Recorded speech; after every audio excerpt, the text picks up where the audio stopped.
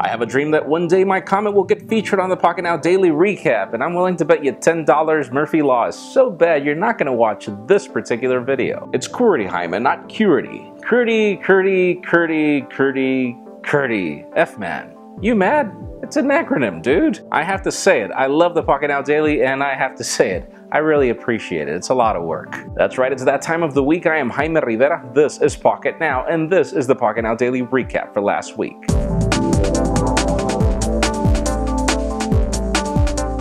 So on Monday I asked you, what smartwatch do you want or currently own, as Samsung is losing market share to a market they pretty much got close to inventing, not for the Pebble.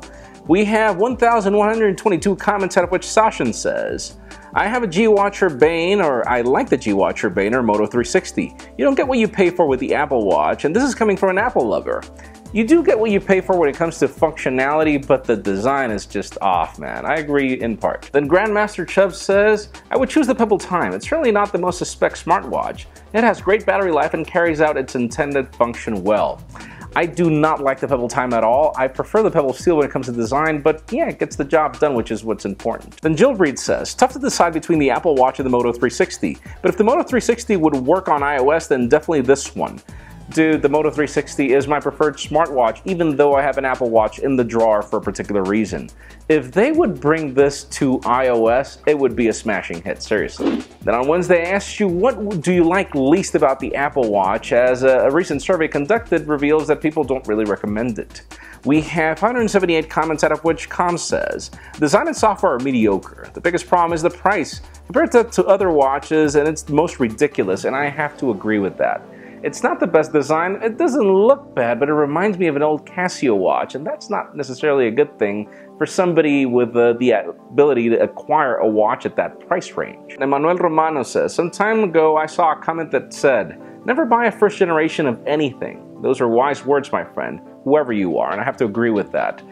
If it wasn't because I received the review unit, I really wasn't willing to purchase the Apple Watch, even being an Apple user, particularly because Apple is not great when it comes to first generation products. Then the Curious Noob says, looks like a toy. Took the words right out of my mouth. It's not a very stylish or modern looking at all, and it doesn't even look pretty. Those two details are what sells Apple products, and once you take that away, things start looking goofy when you slap a high price tag on it.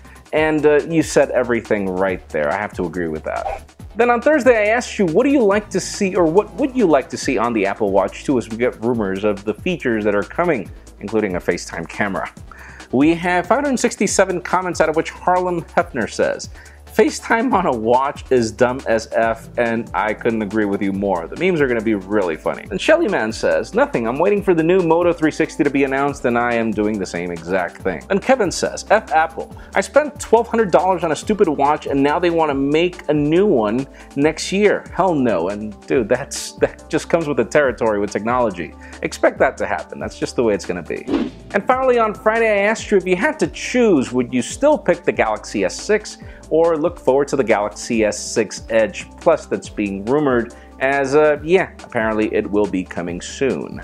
We have 147 comments, out of which Dylan says, I'd go with the S6 Plus. Battery life, better battery life, and multitasking features would become more useful on a larger display.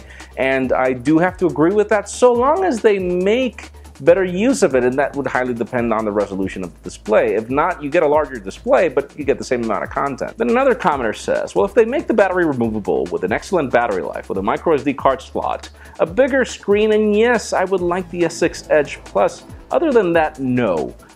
Yes, that would be a big selling point, but I doubt it'll happen if they're retaining the same design as we've seen in rumors. And then Rubus says, once a Note user, always a Note user, and that is me in particular as well. It would be very hard for me to move away from the Galaxy Note lineup, particularly because of the expandability of storage, etc., etc.